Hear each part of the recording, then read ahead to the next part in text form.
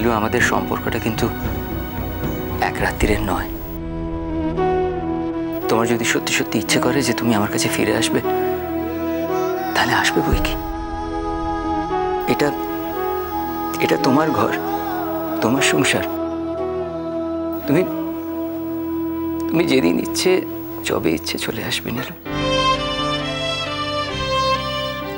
কিন্তু তা বলে তুমি তোমার জীবনটাকে নষ্ট করে দিতে চাইবে? তোমার কাছে কি করে ফিরবো আমি? আর উপায় নেই, আমার সেই যোগ্যতাই নেই, আমি হারিয়েছি। যোগ্যতাটা কে ঠিক করে দেবে নীলু? তুমি না আমি?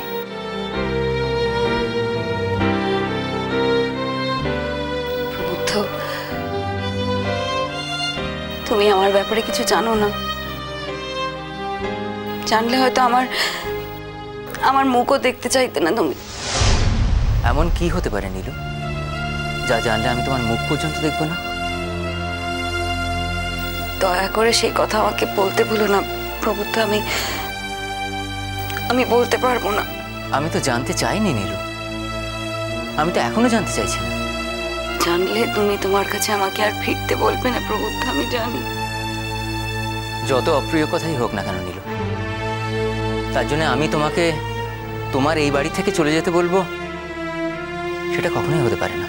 হতে পারে, এমন একটা কথা জমে আছে আমার ভেতরে প্রবুদ্ধ, তোমার মতন মানুষ না কল্পনা করতে পারবে না। এত পাপ নিয়ে আমি তোমার কাছে যাব কি করে? পাপ যে শরীরে হয় না নীলু, মনে হয়। যে মুহূর্তে তোমার মনটা পাপমুক্ত হয়ে যাবে, সেই মুহূর্তে তোমারও মুক্তি। আর যে পাপ জীবন থেকে কখনো ছেড়ে যাবে না, কি করে সেই পাপ থেকে মুক্তি পাবো প্রবুদ্ধ? কি করে? কি এমন পাপ নীলু? কি সেই পাপ? আমার গর্ভে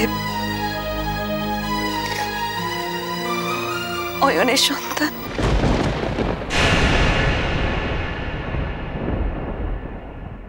আমার গর্ভে অয়নের সন্তান, অয়নের সন্তান, অয়নের সন্তান, অয়নের সন্তান, অয়নের সন্তান, অয়নের সন্তান, অয়নের সন্তান।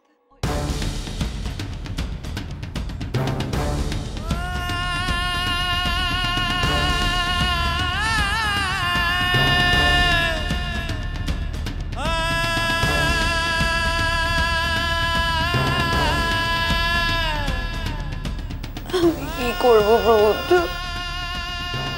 আমি কি করবো তুমি বলো না? তুমি একবার বলো প্রবুদ্ধ, আমি কি করে ডিঙ্কার সামনে দাঁড়াবো? প্রবুদ্ধ বলো না। আমি বাঁচতে চাই না প্রবুদ্ধ, আমি বাঁচতে চাই না। আমার কি করা উচিত তুমি বলো প্রবুদ্ধ, বলো না, বলো না।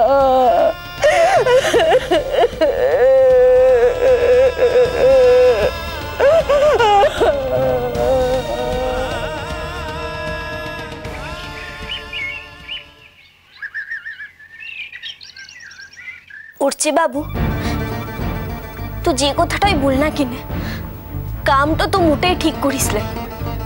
ও নীলু দিদিকে এমনটা করে ঘরটা থেকে বাহার করাটা তোর উচিত হয় নাই রে। বাচ্চাটাকেও তো সামলানো যাচ্ছে না, এত কান্নাকাটি করছে। তাছাড়া এটাও তো ভাবতে হবে যে অত রাতে মেয়েটা গেল কোথায়। শোনো, তুমি আর নতুন কথাগুলো বলো না তো। তোমার কথাগুলো শুনলে না আমার গাটা একেবারে জ্বলে ওঠে।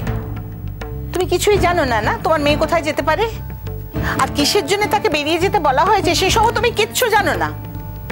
তার যদি যাবার জায়গা নাই থাকতো, তাহলে অত তেজ দেখিয়ে সে মেয়ে বেরোতে পারতো?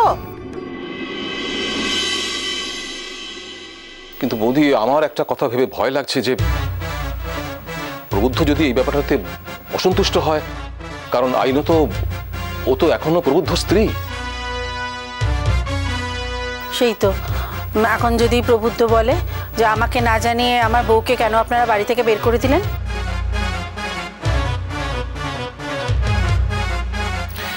এখন তো মনে হচ্ছে যা ঘটেছে তার জন্য একা আমিই দায়ী। তোমাদের যদি এত আপত্তি ছিল আমার কথায়, তাহলে আমাকে আগে জানাওনি কেন? তাহলে আমি একার সিদ্ধান্তে কাজটা করতাম না।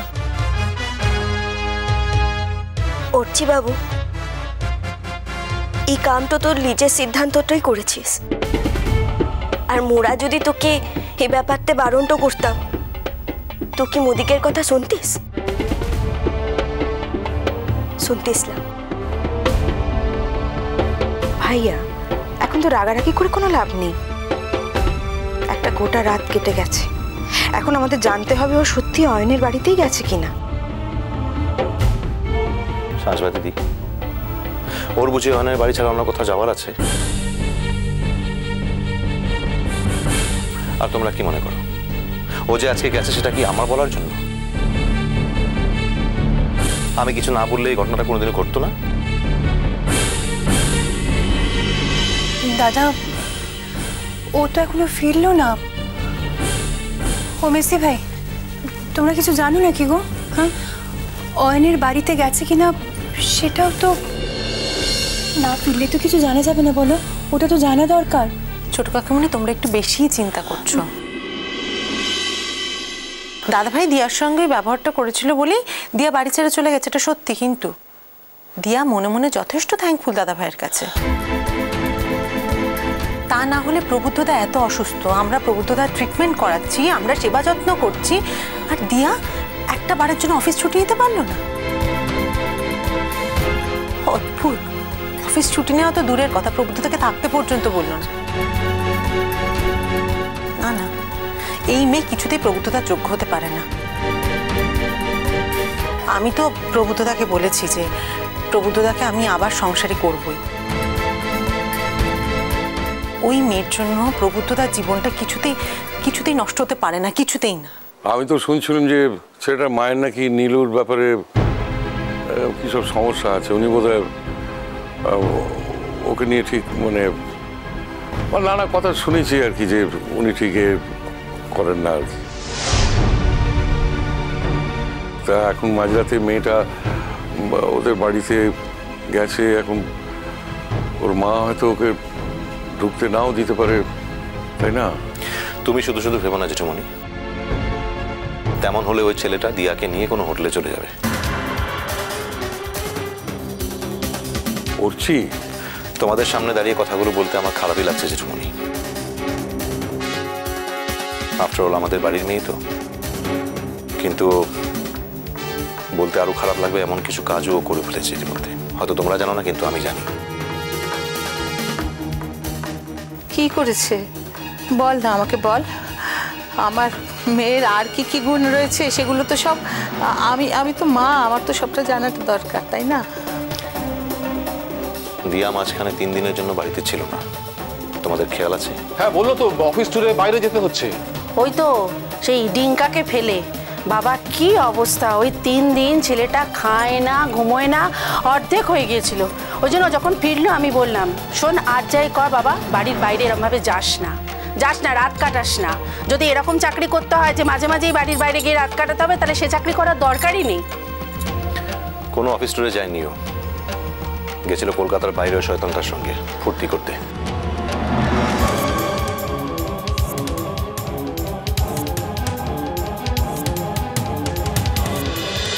মিষ্টি কুটু মিষ্টি কুটু মিষ্টি কুটু।